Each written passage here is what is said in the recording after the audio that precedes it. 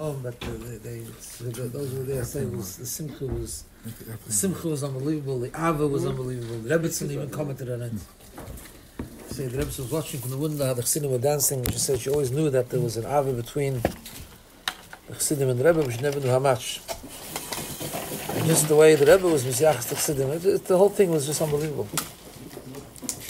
The only thing I remember from then is I was a little boy. I was bar mitzvah, and my father, Olav Shalom, was actually in New York for that Simchas Torah. And I remember talking to him just on Isra Chag, and he was completely hoarse. I said to him, why'd you lose your voice? He wasn't the type of, my father wasn't the guy, he was a Chassid, and he was Yireh Shamayim and B'Chassid. He wasn't that type that would like dance a whole Simchas Torah and sing till he lost his voice. It wasn't his style. But that time it was, because why? Because the Rebbe said then that der was in der Gemein gesund, so tanzen nicht nur mit der Sturm, mit der Geselsturm. And he did. Every chassid was in the Gemein, the Rebbe was gesund. So he danced and danced until he lost his voice. So he started a nice Maisa, interesting little Maisa from Chodesh Kislev then. Not Rosh Chodesh, I mean from Simchas Torah, from the Shmini service. So they made minyanim already Simchas Torah. The Rebbe already had a minyan in his room. They let in 10 Zikna Chassidim that would go and they davened, and the Rebbe had, I think the Rebbe Mafti was sitting down in his chair, whatever the case was, but in his bed. And then after the davening was finished, the same thing, Shabbos Bereshis, they went by the Rebbe and they said, Good Shabbos, Yom Tov, and they went out. Shabbos Bereshis, the Rebbe also had a minyan in his room. And one of the Chassidim that were let into the room was my great uncle Shmuel Gourarie from Eretz Yisrael. There was a little bit of the history of Shabbos Bereshis. So whenever there was every Shabbos Bereshis, an auction, they used to auction off aliyahs. Gabu put on a streimel, and then they would auction off all aliyahs and all the kibbudim, etc., etc. So in true Gourarie style, he would always buy psicha for Kol Nidre, and but it was with a Tanai. The Tanai was that the Rebbe would give him a bracha, the Rebbe would that he would make it back for the next Yom Kippur and do the same thing. Okay. Maimon HaMuzikar, I was there the last Shabbos, the last Shminat Shabbos Bereshis that was a few years later. The last Shabbos Bereshis that he bought that kibbud, and the Rebbe gave him a very shvacha bracha. I remember very clearly. What year was it? I can't remember, because I remember the next year he passed away in front of the Kodesh. What was the bracha that he gave him? No, the Gabba announced that the Rosh is buying the kibbud. It's not that the Rebbe gives no bracha. The Rebbe used to, by the auctioning, the Rebbe would learn. He could learn Kutei Yitzchak, I think. And he would, by the way, it was the only time the Rebbe used to lean back on his chair, you know? It's not a nice thing. The Rebbe Michoel sat by his chair by Farbrengen and never leaned back, ever. Only one exception was, besides the auction, Shabbos Bereshis, they would lean back, or they lean back and learn. And the Rebbe would pick up, say Amen or something, and say something more strong. And that time, like it was very, first of all, delayed a little bit, and the Rebbe looked up and gave him half a bracha, half a nod. Anyway, but that Shabbos Bereshis, Tov Lamed Ches, he was in the room, and the auctioning was going to be taking place. The Rebbe said they should Farbrengen anyway, even though the lashon was, I think, that they should imagine that the one who's sitting on the benkel is still there. And they set up the Farbrengen, the Rebbe's chair was empty, the Rebbe was in his room, and they were going to do the auctioning. So after, I guess he didn't, I don't know what was going through his mind, what's he going to do this year, right? Right after the minyan in the morning, he went by the Rebbe to say Good Shabbos, he was going to go out of the room, and the Rebbe stopped him. The Rebbe says, don't forget to talk to the Gaboim about the kibbud that you want to buy. So the Rebbe took care of the bracha. 3 days after such an unbelievable heart attack, and the Rebbe nothing else in his mind but to make sure that Shmuel Gourarie gets his bracha. The Chag Indian, they when he eventually a few years later when he passed away in front of the Aron Kodesh, the Bezusha, the famous Chassid Bezusha Balamovsky, used to come every Tishrei to the Rebbe. Partisan, yeah. So he made a comment, chutzpah von Ayidin, a breitkeit von Ayidin to die in front of the Rebbe in the shul. He says, mir wollt gewinnen gut to chotzer. He says, he passed away, yeah, so Kachav, he said, by me would be okay to do it in the courtyard. And Kachav, the first day Sukkot, a couple of years later, most days of Bochra, he died in the chotzer. So what was it? Yeah. So anyway, so that was that was one of the things. But Michoel, I mean, just the amazing ness, which I think only the real ness of Rosh Chodesh Kislev, the emerson ness of Rosh Chodesh Kislev, really only was this Gala later after Gimel Tammuz, when the people started to speak more, like Dr. Weiss and these people, describing the unbelievable damage to his heart, etc., and the ness that was such an unbelievable recovery, and the next years followed with the Shturim Achi Godel. So that's it. So that's a Chodesh Kislev with Aftaket to Dave Simcha. That's it. The Rebbe was saved. The Rebbe was gesund. The Rebbe went home, and the Rebbe continued to feel beyond Rama in an unbelievable way. L'chaim, l'chaim.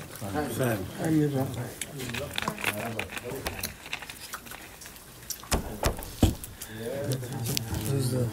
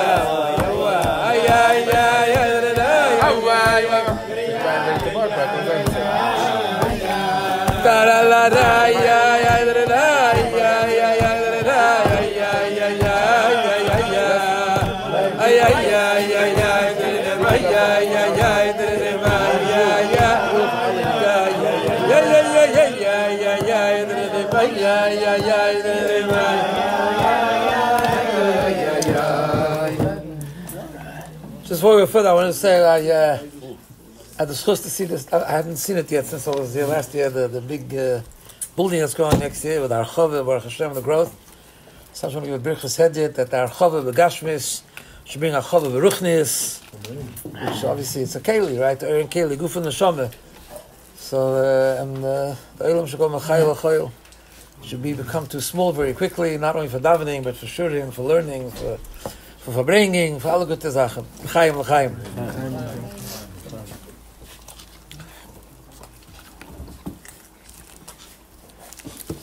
So it's known that, in the Geula of the Frierdiker Rebbe, Gimel of the Beis Tammuz,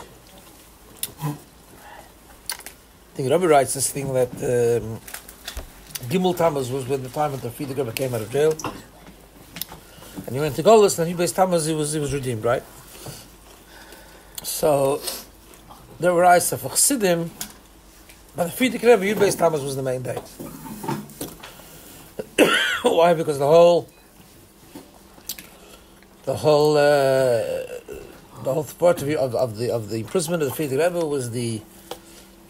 was preventing the development of Afatzas and Mayonis and so on and so forth, and therefore he was completely free and he could continue to say Chassidus and send Shluchim and do whatever he did in the realm of Afatzas and Mayonis. That was Yud Tammuz Be'ikr. But by Chassidim, the main day was Gimel Tammuz. Why? Because by Chassidim was the Ikr that the Frierdiker Rebbe is safe. He's safe. Came out of jail, he's safe. Okay, so he can't spread like before, but he's safe. That was the Ikr. Then it says, if you think about Chodesh Kislev, it's both in Yonim together. It's Gimel Tammuz and Yud Tammuz together in that sense. In other words, the Rebbe was gesund. That's it. The Rebbe was able to go home. That's just that's the nest in its own right, and that's a simcha in its own right, and that's just an amazing thing. But also, it was a tremendous day that began a new shlav of Afatzas Mayonis. I mean, the memes of I was a boch in the 70s, the memes, the explosion of shlichus. I remember I got married in Tevis, Memzayim, but that was those months were like the shturim of sending shluchim out, and Zayt shluchim, and Gefort Taruis, and Memtime the Welt, and like this whole thing about Beis Chabad. This is the unbelievable giluyim of a new shlav of just conquering the world and Afatzas Mayonis in a very big way. I mean, it started before, but it was just the upgrade in those years till Gimel Tammuz, till Mabeis, whatever the days and all that. Just incredible, right? So you have sort of both things together. It just gives an unbelievable depth to the day of Chodesh Kislev. Just to give you a thing, it was such a shturim. Just to give you a little bit of thing, it was such a shturim of this whole idea of going shlichus and conquering the world and so on. I was a chassan, and I remember going over to my mashpia, with big shturim in those days, Sel Charav, you have a mashpia, etc. And I asked him, maybe I should skip koil. such a shturim, shlichus. I should skip koil and I'll get married and I'll find a shlichus. Yeah. He told me it's not the seder. Of course, the Rebbe put in a seder, and you have to koil is important, and you have to spend time, etc. Okay. I just want to give you an insight of what the shturim was then, right? The Chagav, I don't know if I ever told you this, but you'll excuse me if I repeat it before. I don't remember what I said, what I didn't say, but at the end of my show brachas, I got married the night of Hey Tevis. It was an interesting show brachas week, to put it mildly. You were the chassan in Mincha, no? I was, yeah. Me and another guy, but yeah. The guy from the day before, Liberov. Oh, his uncle, isn't it? Oh, yeah. Which Liberov? Huh? Which one? My wife's cousin, too. His uncle, what? My wife's cousin, my sugar's a Liberov. So what's his name? Zalman Liberov, yeah. Not Zalman Liberov from Flatbush, his cousin. Yeah. Married to Kim. Yeah. That's right. Yeah. We had the schus of the whole wilderness at Tachten that week. It wasn't just 770. Right. So at the end of my show brachas, our family, as schus, we used to go into the Rebbetzin. I went into the Rebbetzin 3 times in my life. The last time was the end of my show brachas. It was just a year and a bit before Chodesh Shvat. That time was a bit different. The Rebbetzin was really a bit more shvacha, very sharp, but a little weaker. Like she didn't open. The first 2 times I remember when she actually opened the door. You locked the door, she opened the door. Last time she didn't open the door. She has to open the door. Anyway, it was all conversation. So it was my parents, me and my Kale, my younger sister, and there was this conversation like there always was. She was always very interested in what's happening in South Africa and what's going on there and the whole thing. And then she turned to me and she said to me, "So what are you going to do?" In English, what are you going to do? So with a touch of arrogance of a young 770 Bach at the time, especially the avir of Tafshim Zion, right? I said to her, I'm going to go to Koil, I'm going to do shlichus. She looks at me and she says, shlichus is very hard. Like, take it easy, cool down. It took me a while to figure out what she meant, but anyway. But since Tamarim was good. But that was the years. It's an unbelievable story. So I'm saying Chodesh Kislev is side the Indian of the Ava, the Chassidim after the Rebbe, that the Rebbe was gesund, and that's it. Like just the simcha and the unbelievable years that came, the way the Chodesh Kislev Taka became Mamash Yantif, and we see that the Rebbe had ungenum the Yantif. So many a few Mugadim Amarim, the Trasim came out, and the date was Chodesh Kislev. The Rebbe said Yontif on Chodesh Kislev, Tashbem Ches, the Rebbe had all Shturim on Chodesh Kislev with the Shluchim, then he gave countries and all these things. The Rebbe, you see, the Rebbe recognized the day. The Yontif, the Rebbe was gesund. That's just for Chassidim. That was in itself, but also taught a new shlav. It's clearly unbelievable shlav of Hatzamayanis. So today, obviously, we have to reflect on that. We have to think about that. What does it mean to us, and what do we have to do, and v'chulu, and what does it mean to become big Chassidim? L'chaim.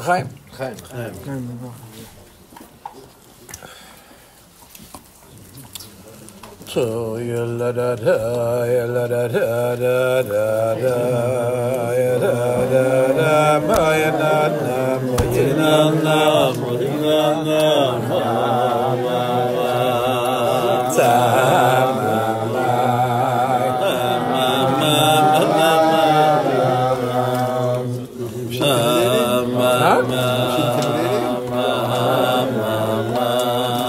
She wasn't intimidating.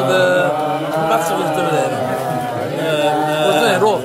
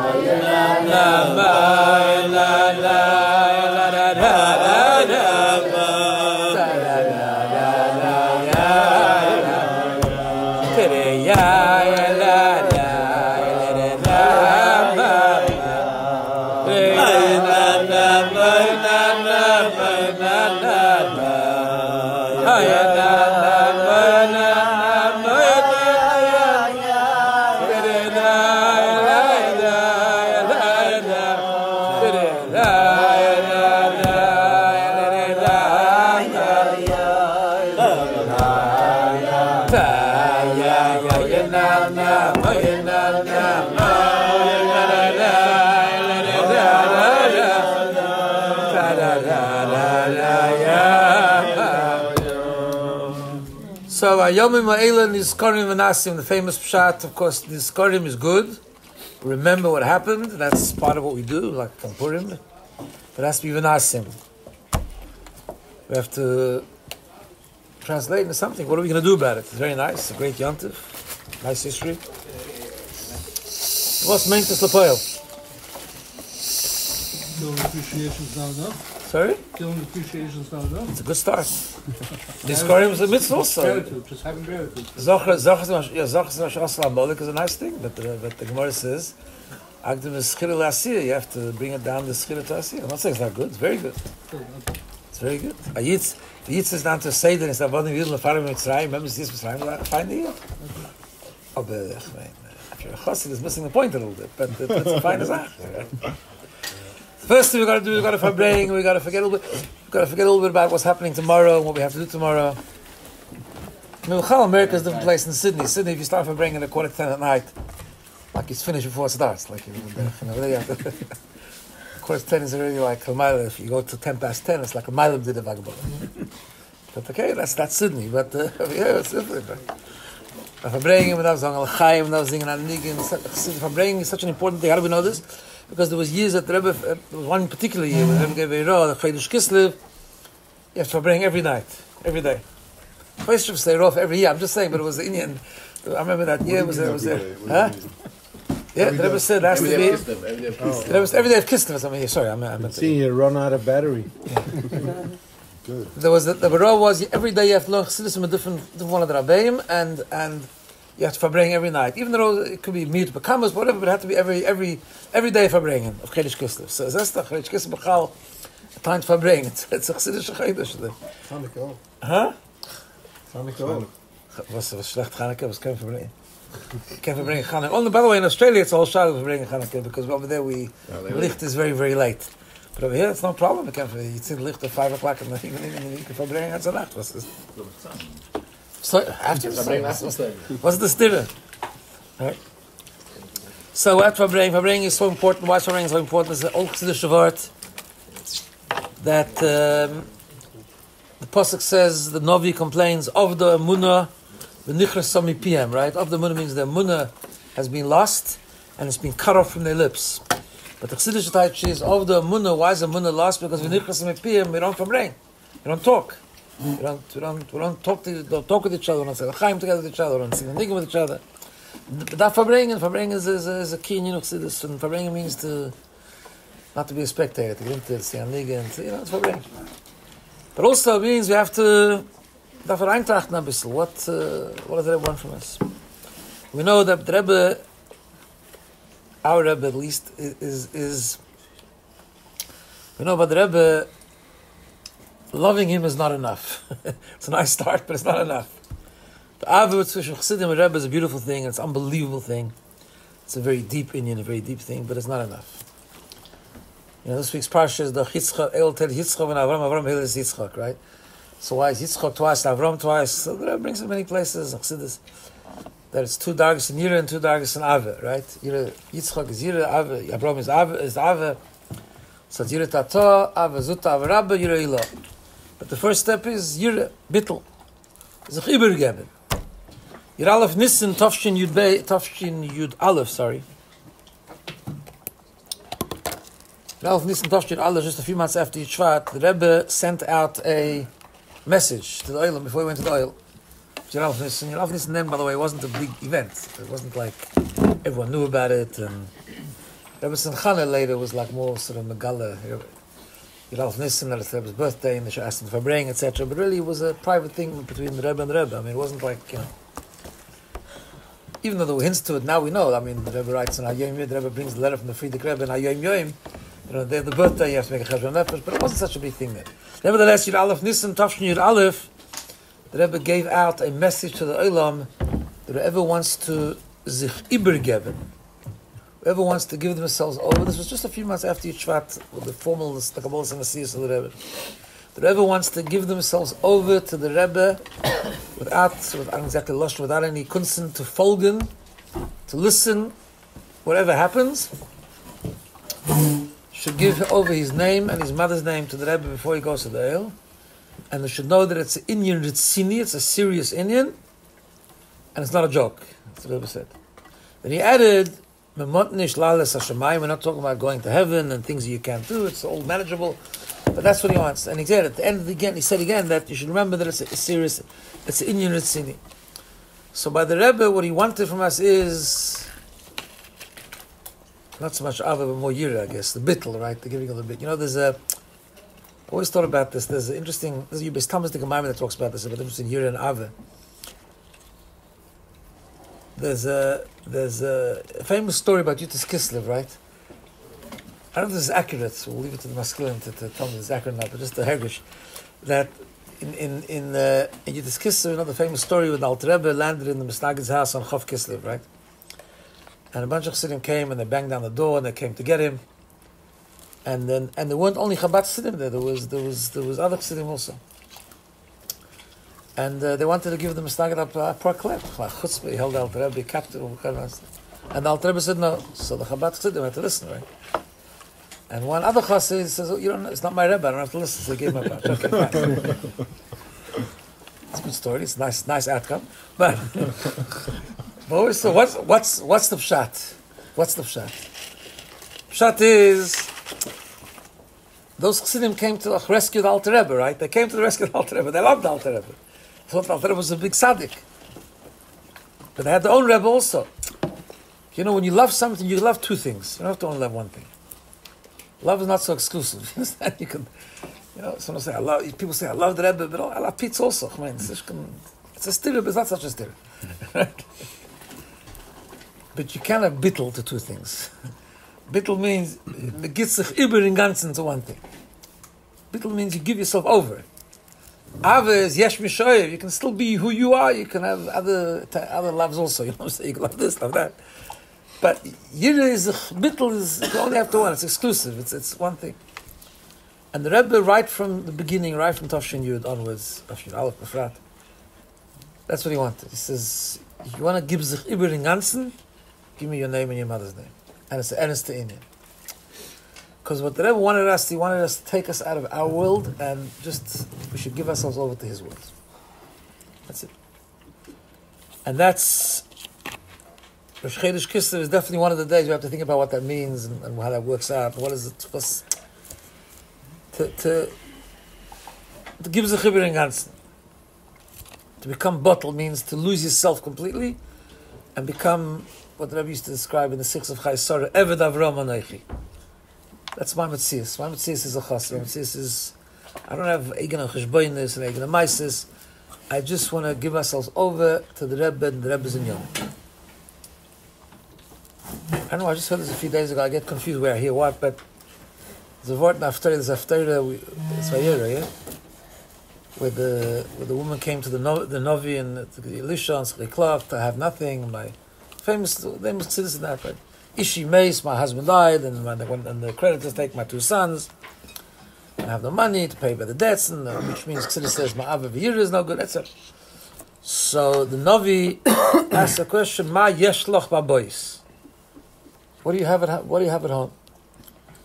To which he says, exactly lashon ein l'shiv chasech. Huh? He starts by saying ein l'shiv chasech. What's the lashon? I have nothing at home. Ki'im osuch shemen, only a jug of oil. Which Chassidus means that I don't have any koiches, I don't have aver or avira. I have the etzem nefesh, right? I have the etzem nefesh. I have the pintel yid. But the shaila is why she starts by saying I have nothing. I only have a jug of oil. Why do I have to say first I have nothing? She says shaila. In other words, she can just say he asked what do you have at home. So he should just answer only I have a jug of oil. She doesn't do that. She says I have nothing. Only a jug of oil. Right? That's pshat. Just like this, because the Osach Shem and the jug of oil is the Chiddush Nefesh. It's the Kudus Abittel of a Yid to the Eibishter completely, I'm yours. B'sidas Nefesh, Iberi Gebenkait, etc., etc. You can't tap into that, you can't reveal that until you first say, I have nothing. I have nothing at all. I'm nothing. Finished. Once you express that bittel, once you express that I'm no Metzias, I'm nothing, then you can reveal that you have something which is not you. It's something higher than you. The Pintaliyat, yeah? And right from the beginning of the Nesias, that was what they wanted from us. He wanted us to give ourselves over to him. To his Ratzin, to his Kavanah. Ein l'shiv chasech, yeah. Don't mix in your eigen cheshboinus, I don't know your eitzes, your maises. Just give the chibur. And Rosh Chodesh Kislev is one of those days we have to think about that. What does this kashus that ever mean? Discussion means that I am me, and I have my cheshbonos, and I have my meises, but I also understand that the Rebbe is a big tzaddik, and I have to listen to him, and I have to learn Chittas and Rambam, which is a very good start. But it's much deeper than that. Ein l'shiv chaseh, I don't have anything. I give myself over to you. Chaim l'chaim.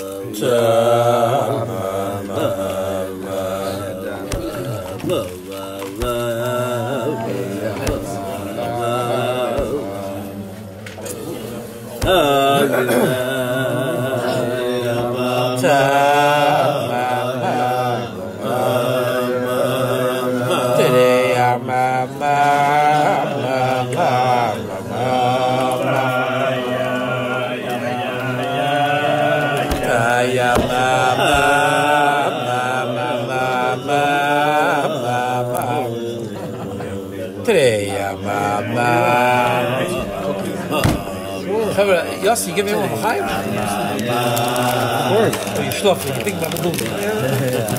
I have to give one for Chaim.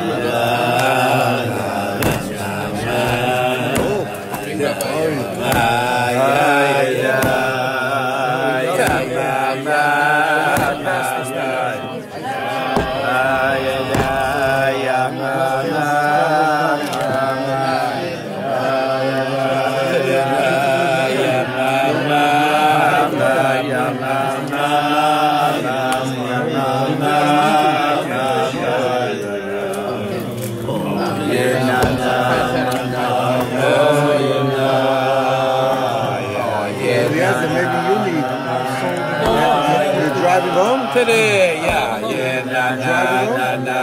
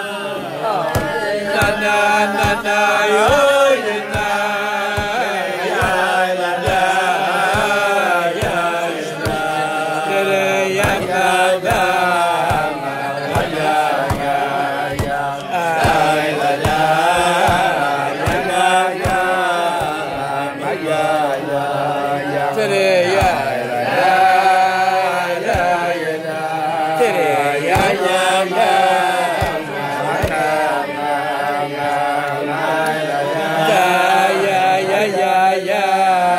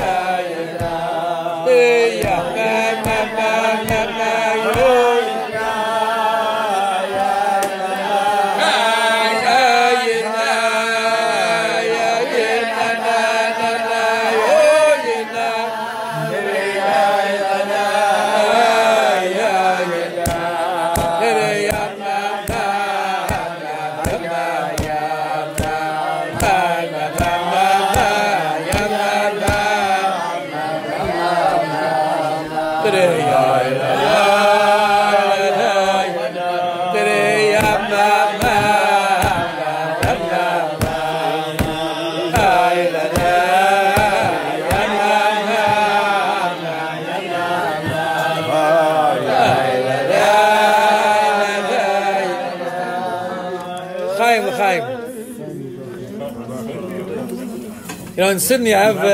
Rabbi, can I ask you what the connection family with the Rebbitzin, if I may? I don't know actually. It's got to do. No, it's not everyone gets that schus. Yeah, I'm not even sure. I think it's something to do with Gouraries. I'm not sure. Okay. I welcome. You said you went 3 times. So what was the last? What was the first time? No, the first time was after I was bar mitzvah. My grandfather on my mother's side, actually, not even a Gourarie, but he also had somehow, I guess, part of the family. So I went in after my bar mitzvah. My Zayda took me as a trip, as a mitzvah person, took me to see the Rebbe. In those days in South Africa, we didn't travel up and down. Oh, it was a big deal. So it was a big deal to travel, and went to see the Rebbe. It was the first time I saw the Rebbe. And they went into the Rebbetzin. I remember feeling very nervous because in South Africa, you know, the kosher food wasn't as advanced as New York, and it was a hot summer day, and she gave on the table, I'll never forget it, a glass of like some punch. It was a very good drink. And it was some very fancy 7-layer something or other. I wasn't even sure what it was. Like I didn't even know a bracha to make. I wasn't sure if it was ice cream. It was I never saw such a thing. And the Rebbe told me it's mezainis, so I'm assuming there was some cake in it. And it's the only time in my life I ate a piece of cake and didn't enjoy it because I was very nervous. Second time was my brother Shalom got married at the end of his Shabbat brachas.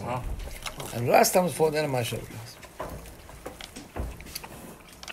This time you say, I'll tell you a nice mice. I'm sure I've told the mice before. I'll tell you a nice mice anyway before we get back to the topic. So after she spoke to me, what I'm going to do is she turned to my sister. My sister was about 11, 12. And she said to my sister, how do you like America? So my mother interjected and answered for her, and she said she likes America because in South Africa you can't get all the kosher chocolates and the nash and that, all that kind of thing. And over here it's all the chocolates. It's la. So right away the Rebbe called out to the kitchen, Halbestam, bring the it was a beautiful box of chocolates. It was one of these fancy chocolates that we'd never seen in South Africa at the time. Anyway, she gave it to my sister, and it was very nice. And then Tavshim, this was Tevis Tavshim Zayin.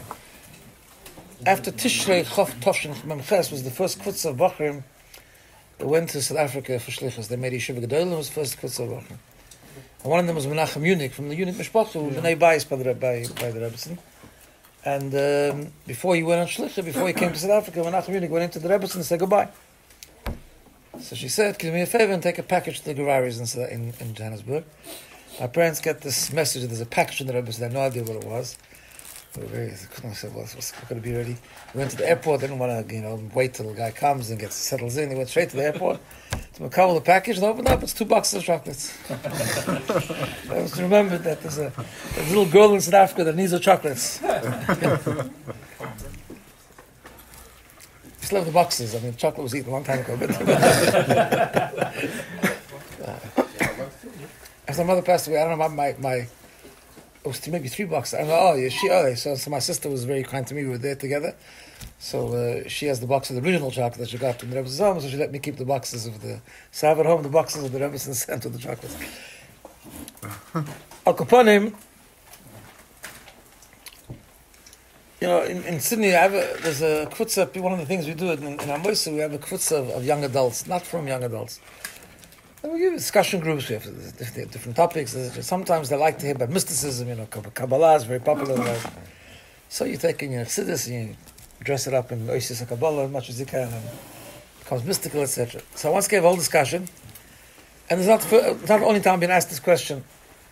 So someone asked me the question and said, Rabbi, I want to ask you a question. Can you be spiritual without believing in God? Or without connecting to God, whatever the case is? Obviously expecting, pushing my buttons, obviously expecting that I'm going to go crazy. Of course you can. So I answered, yeah, actually you could. You could be spiritual. You just can't be godly.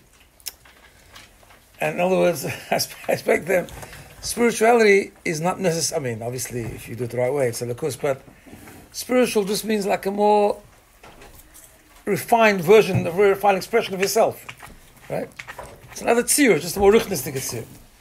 Obviously, ruchnis is more compatible with lakus, and you have to be oisig ruchnis, v'chulu. But I said but that's not the point. The point is godly. Godly is not you, because it's very hard for them to understand to go out of yourself, right? That everyone's very spiritual. It's just another expression of themselves. That's all it is, right? So I'm just saying, I remind myself this because this is the word also, right? You can be a chassid, you can be a final chassid. Mashver used to say that Amalek Satan used to say in Granites, the difference between a bocher and a balabos. But I think the word is not limited to a bocher and a balabos. It's the bocher aspect of us or the balabos aspect of us. You say that a bocher is Leben Rebbe. The bocher is next to the Rebbe, near the Rebbe. And a balabos, the Rebbe is near him. Huh? It's a very, very fundamental word. What does it mean a balabos? We know that by Chassidim, the word balabos was a very, very, like a curse word. Right? There's a mice with the Friedrich Rebbe, the Rebbe Rashab once ate by him Friday night. And he wanted the Friedrich Rebbe to make Kiddush first. He said the balabos to machen free or something. The Friedrich wanted him to make Kiddush first. He wanted the Friedrich Rebbe. He said the balabos to machen free. The Friedrich Rebbe got very afraid. And he said, Ruf me, call me whatever you want, but just don't call me balabos. Right? And the Rebbe explained, one of the letters, a famous letter, the Rebbe explains, like, what is it, why balabos is a dover mos, why the idea of being a balabos is a terrible thing, balabatushkai, terrible thing. Basically, the Rebbe says a balabos is someone that stays who he is. He's locked in himself. And he says, kol she'ifa or something, any aspiration to go beyond himself, but the morgens of Zion, anders for the hind, and the hind can be anders for nechten or something, is muzar beino. It's like strange. Sorry? Shuga yichoshev. Oh, b'chshuga yichoshev. That's right. Yeah. Right. That idea that I'm going to change, I'm going to go out of myself, right? Mashver is telling a nice Maisa. Again, I'm sorry if I repeat myself. Could be last time I told us, I don't know. But I try to convince my son that I shouldn't Farbrengen tonight, so it's his fault if you just go. He wouldn't let me say no. Okay. So if I'm repeating myself and it's boring, I'm sorry. It's his fault. Just have to understand. Mashver is telling a nice Maisa that there were two Yidden in a shtetl having a machloikis. Machloikis was, they saw an image in the distance, and the machloikis was if it's a bird or a cat. Yeah, the mice, one said it's a bird, one said it's a cat. Right? Bird, cat. That's right. They decided how they're going to deal with this issue, how they're going to resolve the conflict.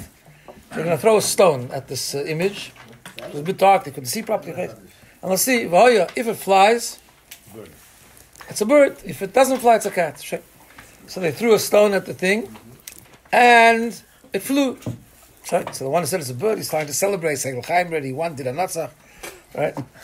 And mitamol, as he's thinking he won the whole argument, the other guy turns to me and says, it's a very, very strange thing. It's a mod nazach. It's the first time I saw a cat that flies. So it's a funny ma'aseh, but the emphasis.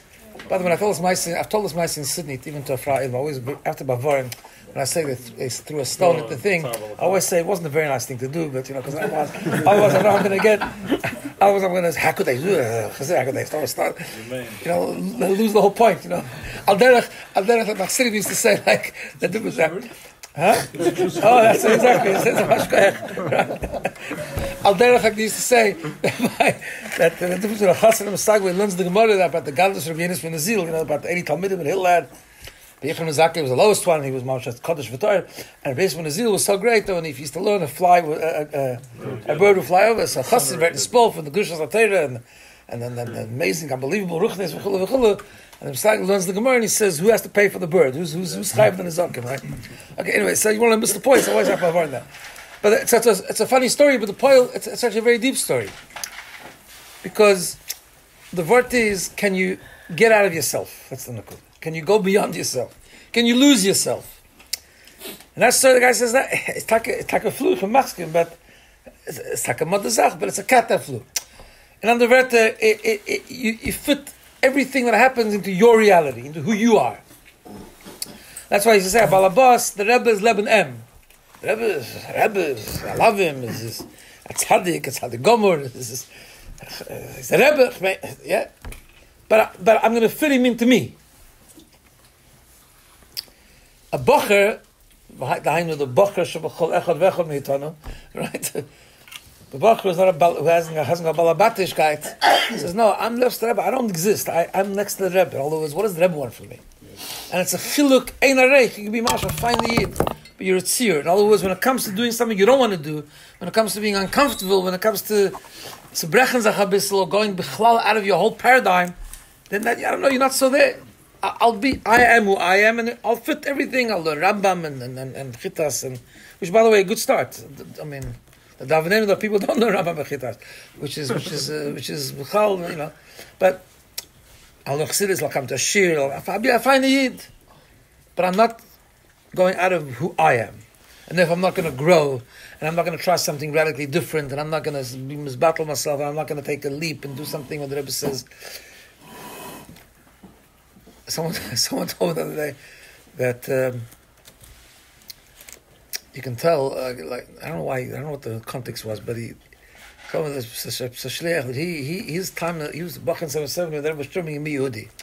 So that's his koch in life. Other than Yonim is not so much, because that wasn't he wasn't around then. In other words, but Chassid Pshat is no, you with whatever the Rebbe wants. In other words, it's learning Tifach Siddis, then Tifach Siddis is go Vitzoyim, there's no tziyur. Right? In Dorashi particularly, there's no tziyur, there's no, you're not mutsur, you're not formed in a particular description, because that's you at the end of the day.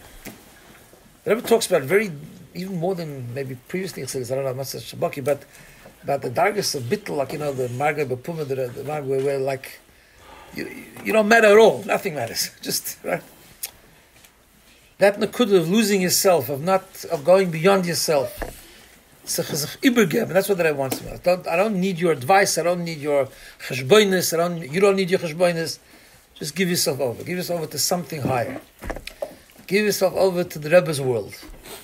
And when you give yourself to the Rebbe's world, there's infinite. It's bli gvul brachas. It's bli gvul nesinas koach. Sometimes complain. It's hard. This is hard. That is hard. Yeah, it's hard because it is hard. But it's hard because we're remaining who we are. If we put ourselves, it's like the Rebbe talks about bitochen, right? The whole idea of bitochen, the same idea. The Rebbe asks a famous question, that famous sikha on bitochen. The Rebbe asks, why? Like maybe you don't deserve it. Maybe you don't deserve it. Maybe you're not such a big chashav that you deserve the Eibish's brachas. Why are you so sure it's going to turn out okay? Maybe it's not going to turn out okay. But the Rebbe explains, if you have bitochen, why? Because bitochen's pshat is taka, you maybe don't deserve it. But you graduate from yourself. You go beyond yourself. You give yourself over the Eibishter's hands. You say, I don't run anything anyways. It's the Eibishter. I'm giving myself over in his... It's okay. So it doesn't matter if you deserve it or don't deserve it. You're not working on you anymore. You're working on a new reality. You're working on the Eibishter's reality. Bleak wool. Brachas, no problem. Right? It's a big avodah, of course, but we have to develop that mindset. And that's... Again, this is what we have to think about it. What does it mean? What did the Rebbe want in the beginning? What was that Yud Aleph Nissen in the very beginning? Tzrichim Lismasi. You have to give yourself over completely, without cheshbon, without asking questions. Just to folgen. I once heard a story. There was a story that the Yudel Krinsky, the Rebbe came out, was going to the oil. I don't know exactly what the makeup was, what the structure was of the story, but. So was he opened the door for the Rebbe should go in first, and the Rebbe told him to go in first. Back and forth. Go in first, go in first. Until the Rebbe told him, Folgen is hecher for alles. Listening is higher than everything. In other words, Kavanos Charitzuya. Who wants to go before the Rebbe? The Rebbe. Yeah, that's your cheshbon. I'm telling you, to go in first, finish Gendik. End of story. Right? The Rebbe demands from us, it's a mindset. The emphasis is the Rebbe demands from us a very, very complicated and difficult thing. The Rebbe wants us to learn. Shabbos Chayesara Tovshin and Beis. It was the last time the Rebbe spoke to the Shluchim, right? Kids the Shluchim, the whole thing. What is the Rebbe sticking at the end? That the Shluchim should learn the Kodesh and Tereir. So that is out, and he's officially very busy in his fundraising and his. It's not about Shluchim, I'm saying everyone like that, right?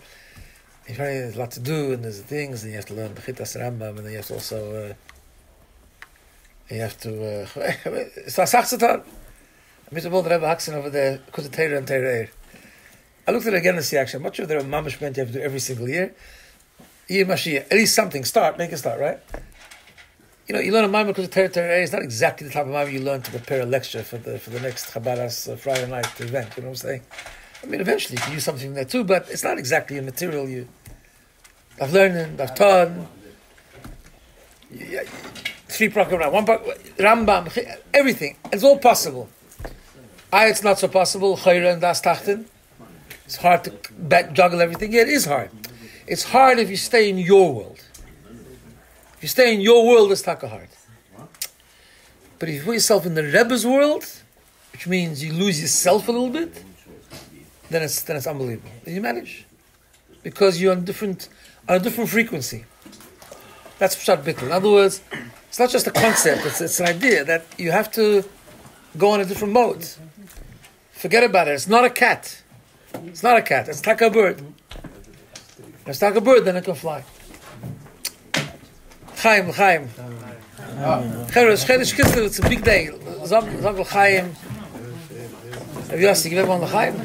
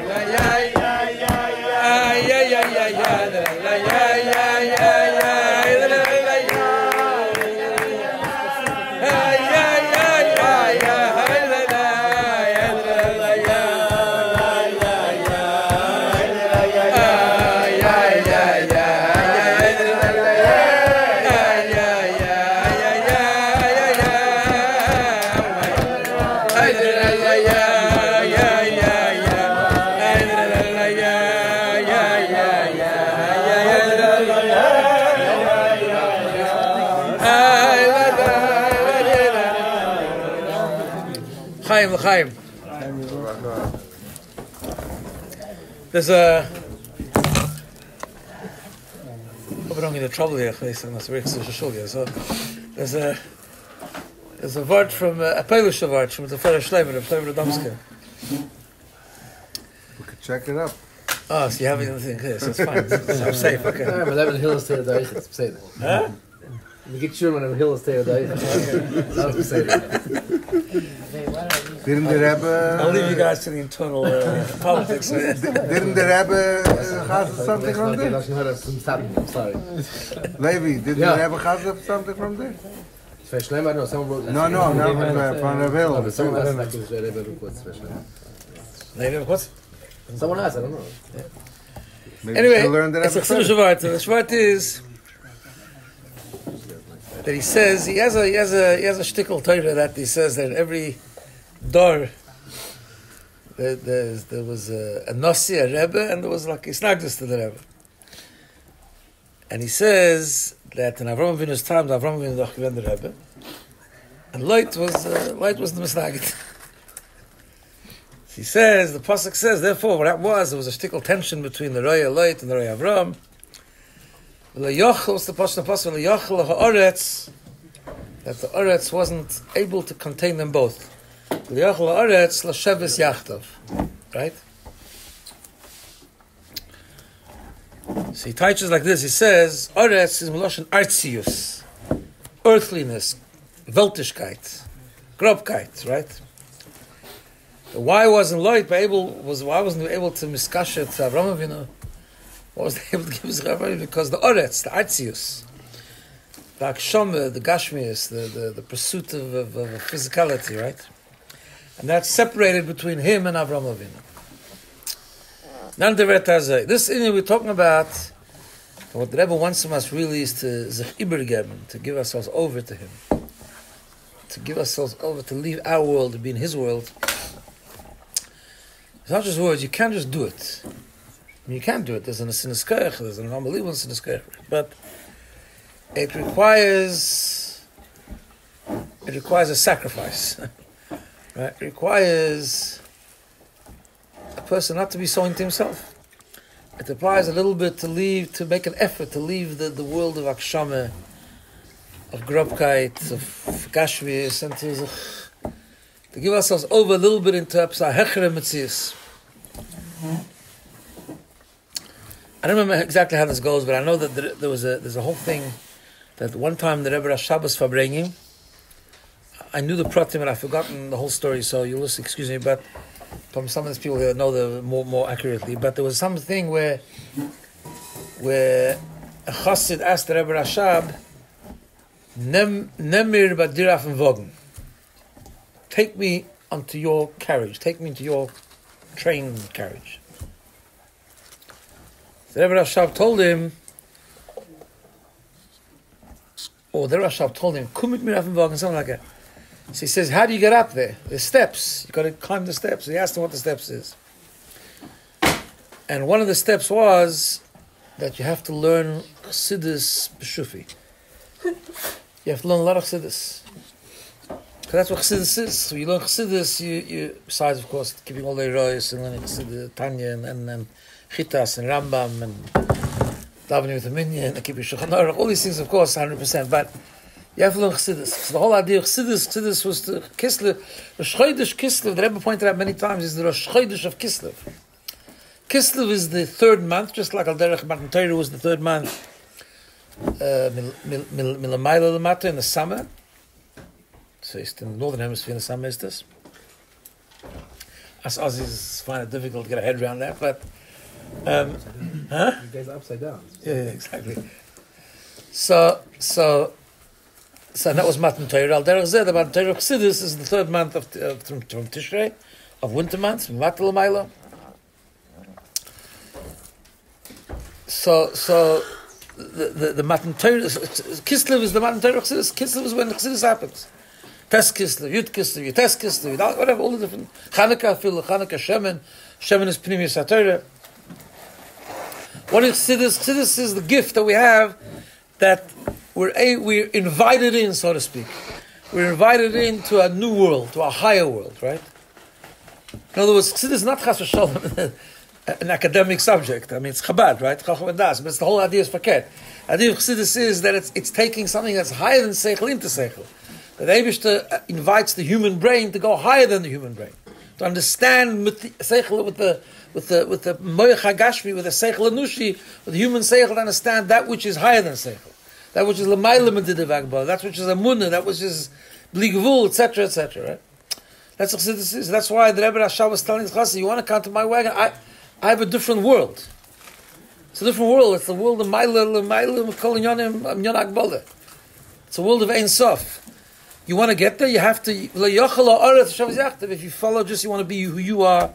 You want to be into your aksham and your gashmis in pursuit of taivas, etc. It's not going to work. It's going to be a stira. The Aretz won't allow the chassid to be miskasha to the Rebbe. You have to leave it a little bit, and you have to give every day. You have to learn chassidus every day. I mean, there's a whole sikh, this Kislev, famous sikh about the different types of the different levels of what chassidus, this galanah, etc. The Rebbe says the chassidus is like living. You can't. How can you? Person going to say, I'll eat one day, I'll breathe one day, I'll breathe Monday, but I won't breathe Tuesday.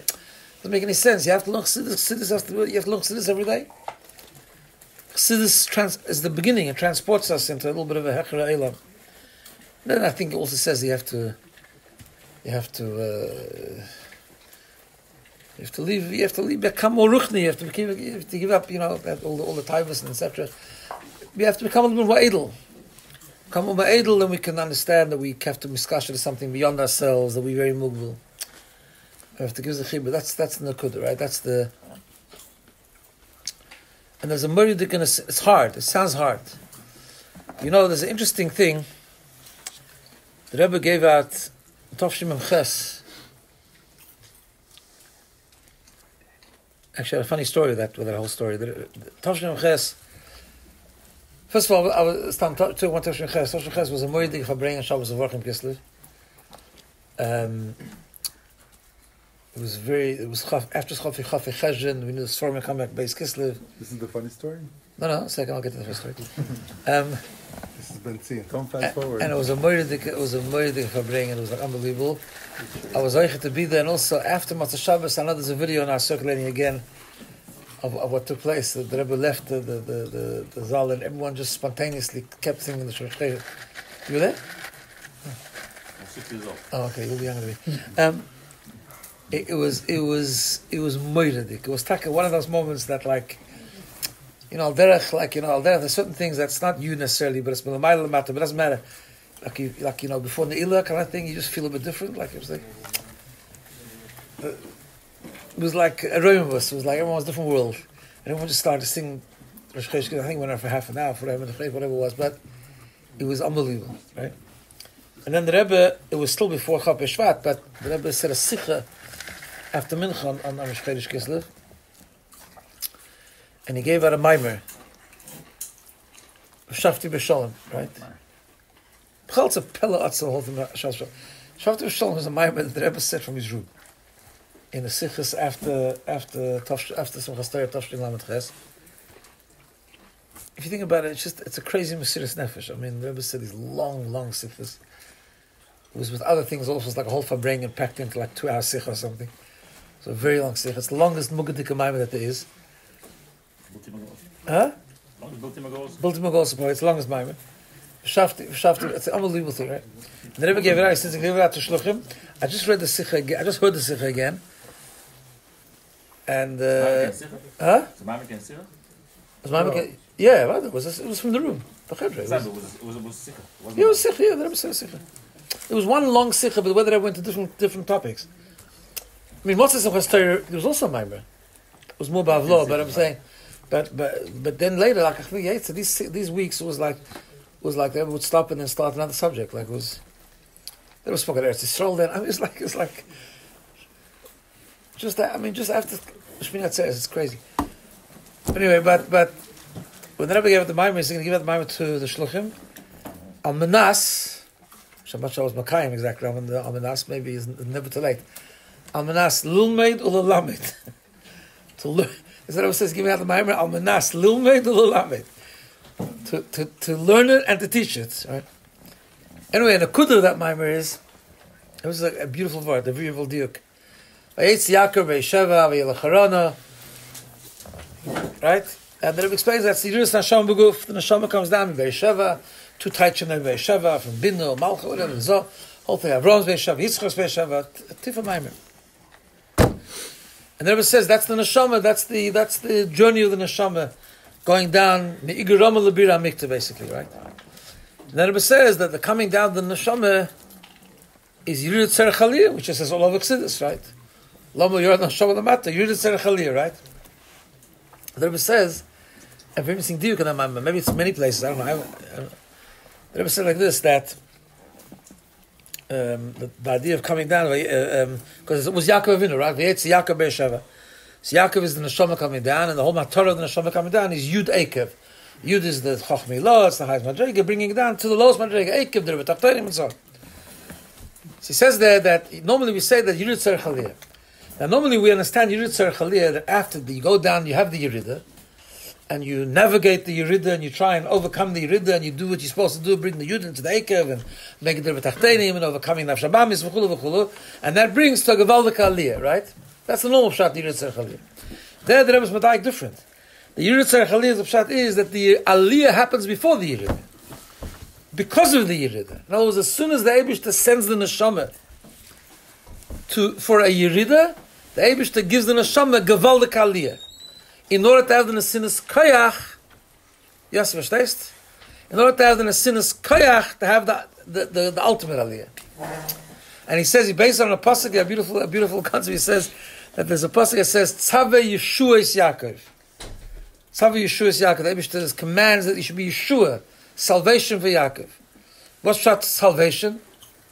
Yeshua means, when we give someone Yeshua, means he's down in the dumps. In other words, it's before he's able to overcome all the thing, right? When he's having the Yerida, not when he's finished the Yerida and going up to Aliyah. He's having the Yerida, that's where the Tzaveh Yeshua Yaakov, which he says is a Shin Ayin Ayin Oirin. I'm not sure exactly what that is, but some unbelievable gilui, right? And such an important idea. It's like a diuk in the mind, just Agav almost. But in other words, that it's a hard Aveda. It's hard to leave ourselves. We have a big nefesh abamis. We all have a big ego and a big yeshes. It's very difficult to lose ourselves a little bit. That avoid is a hard thing, but the Rebbe gives tremendous insinas koyach.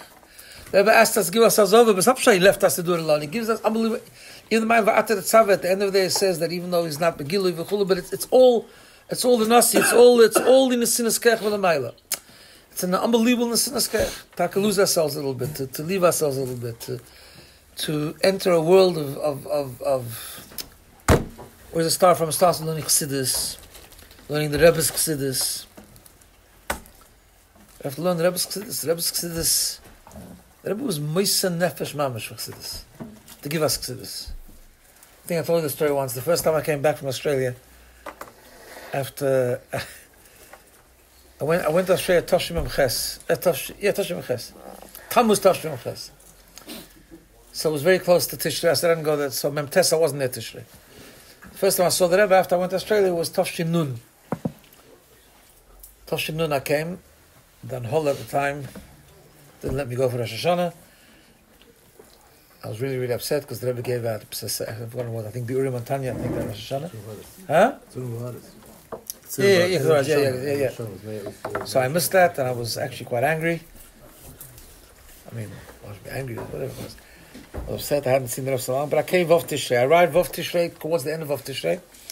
And as I got a hidah that it was before the mobile phones and everything. I managed to find out. I called someone, whatever it was, that the Rebbe was giving out a maimer in the Mittler Rebbe, and a piece of lekach, I think it was, and a dollar for tzedakah, whatever it was. You also got that one. You were a baby then. My mommy was there really, and so I took a taxi ride to Gourarie. I jumped into what was then the Square Mikveh. Those know those times. It was the only mikveh that was open on Kingston Avenue. It's now Mikveh Meir, I think, the same place. And I ran to 770. I had a glue. I saw the Rebbe from afar, so his face was glowing. It was the first time I'd seen the Rebbe in a year and a bit. And I got into a line. It was a long line. I was holding a rabbi. He was a small boy then. I found my wife. She gave me him, and I was holding.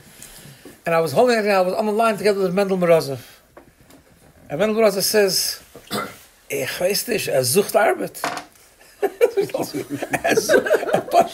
Sucht Arbeit. He's looking for work.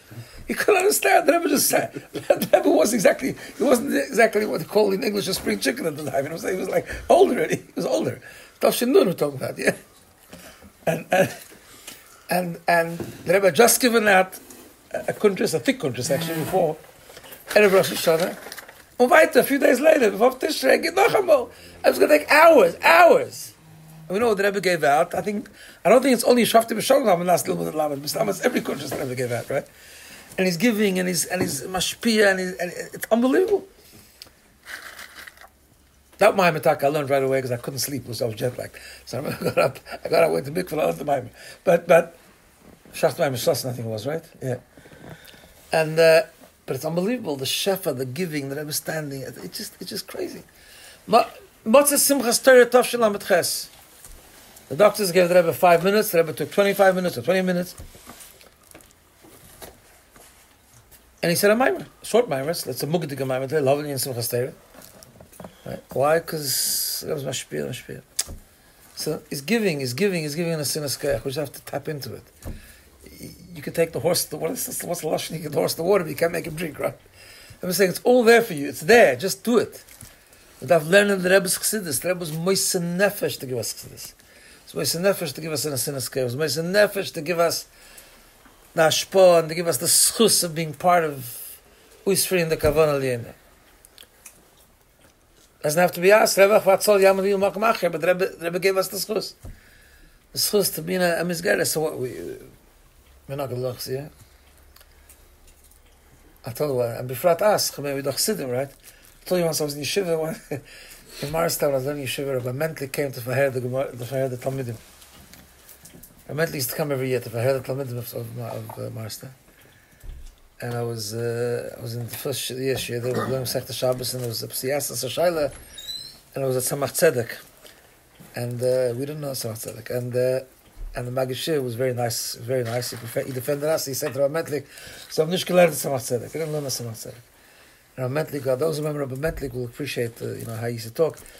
And he got very, very upset. He says, Lubavitch wird mir nicht lernen Tzemach Tzedek. Ist doch wer wird lernen Tzemach Tzedek?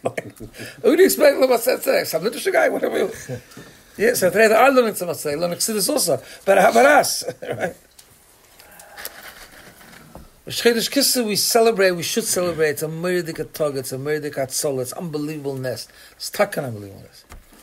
We celebrate because of the essence we love the Rebbe. We have an amazing Ava Atzmis, and Ava Psoris to the Rebbe, which things that the Free Rebbe describes, but it's not enough. Let's say, what are we going to do about it? Are we going to go out of ourselves? Are we going to leave ourselves? This is the question.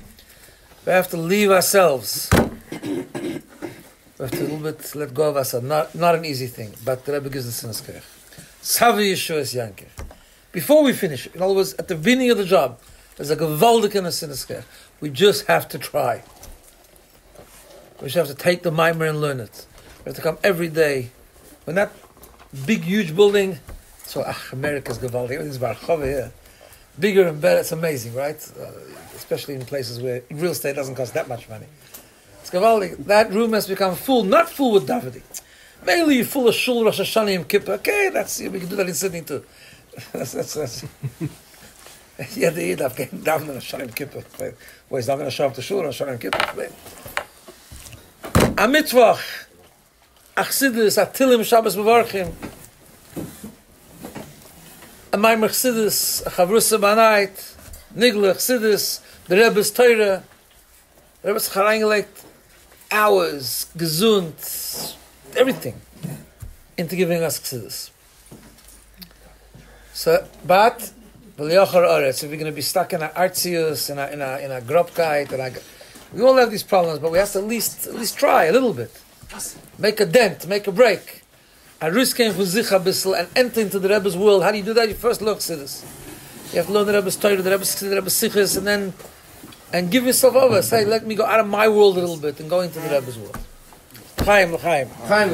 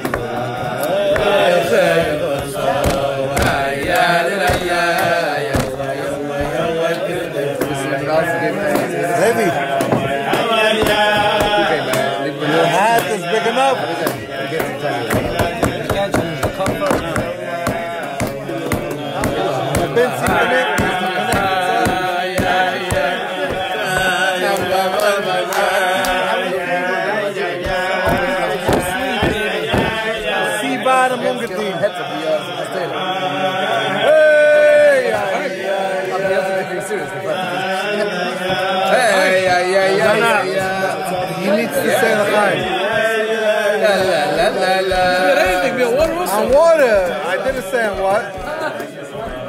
Hi, listen. It's back to see you again. Hi. Have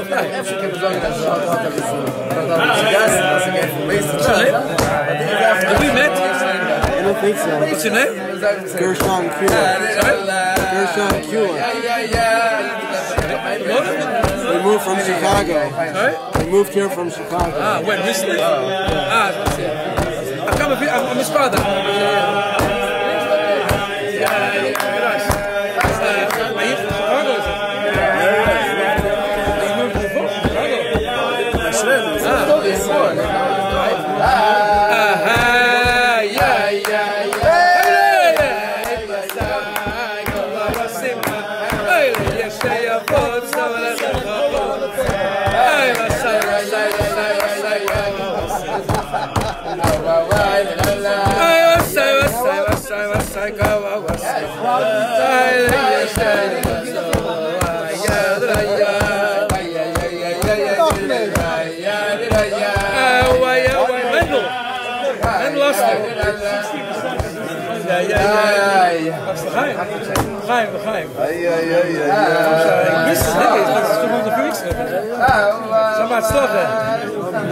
Should be mashpir on the whole academy. Top man.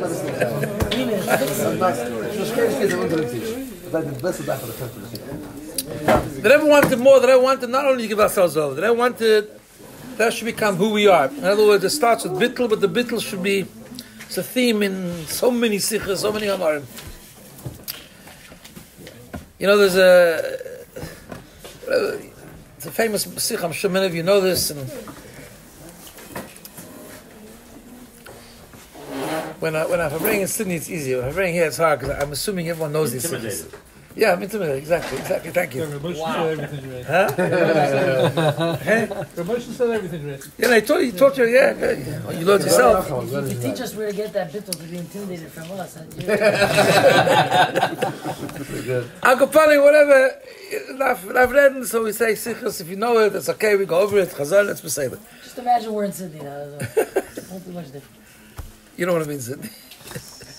Or you're teaching a guy named Sidney. What? Or you're teaching a Jewish guy named Sidney. What are the So this famous sichel the Rebbe about Geula. The Rebbe sagt, the Hashlichus na is the Mekabel of the Mashiach. It's the King. What does it mean? What does it mean? Right? It means so many things, but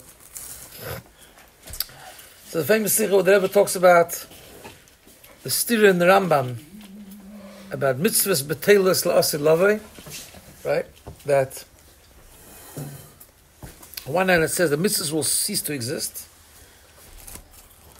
Some people think it's good news, it'll be okay. What after? It could be a nice life, Like.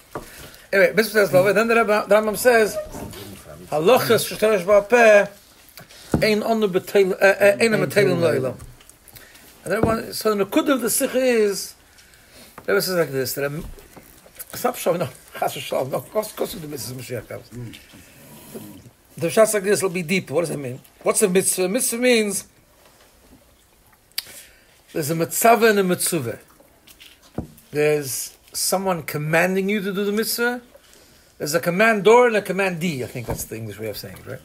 In other words, there's someone, you and the commander are two separate things. You're doing the mitzvah because there's a you, and the you is giving itself over, is surrendering to the commander to do the mitzvah. You have to be a commando. What's that? And you have to be a commando to do the mitzvahs. A commando. Okay, is that what it is? Okay, I trust you, Chris. First of all, American English is also different. Not much is Commando. like A commando is like a soldier. Okay, good. Say that. The problem is that means that there's two entities here. Come on, I can do. Right? It means there's the Eibishter and there's you, and they're two separate things. Mashiach will come, says the Rambam, mitzvahs beteilos lasid. Mashiach will come, there won't be a mitzvah, what's up, Shat? So do a mashal always, like as a person gets up in the morning, right? You breathe. You breathe because you're told to breathe, or you breathe because that's who you are.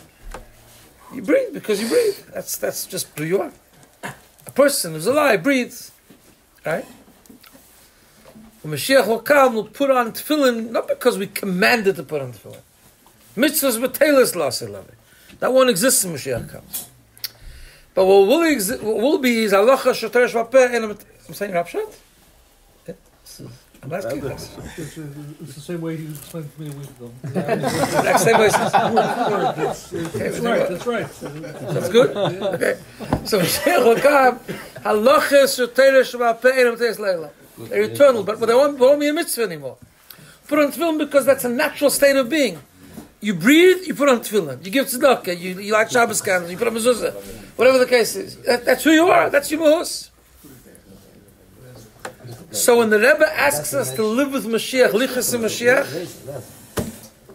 it means that you give yourself over completely. It starts off with the bittul. In other words, you go out of yourself, but then that bittul becomes actually who you are. In other words, that's your mahus. It's not you told to do something. You do it because you've transitioned to a different world. And that's what it wants from us. It wants us to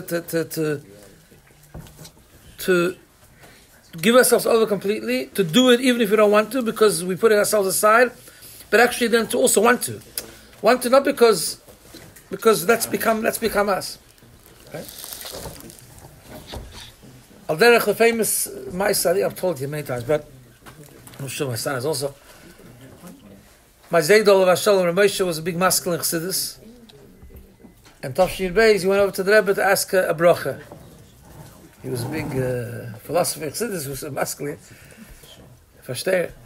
And he asked the Rebbe a bracha, he said, he wants to ask a bracha for a munah because versteht man gar nicht. Because we don't really understand anything. Anyways, he's asking a bracha for a munah. And he was supposed to be a very big... So the Rebbe told him a very sadistic word, which really what it says. I've said this many times, and the Rebbe befrat. And he said, so the Rebbe told my grandfather, "Verstehen darf man, und man darf nicht wollen verstehen." Which means, you have to understand. You have to understand Torah mitzvah. You have to understand Torah. You have to understand everything you can. But it shouldn't be. You shouldn't want to understand. Which means you're given over completely. Versteh nicht. It's you. It's not you. Understand it. You don't understand it. It doesn't make any difference. Right? No difference whatsoever. But you have to understand. Why do you have to understand? Because one of the major themes in the Rebbe's Sichos is, including up until Vata the Tzaveh, is that you have to reveal the deepest bittul that comes from the Etzem HaNefesh in serving the Eibishter. But then that deepest bittul has to permeate, it has to be choder, and has to go dadur, all what we call koich sagluim, and it's got to go every part of you, because every part of you has to serve the Eibishter.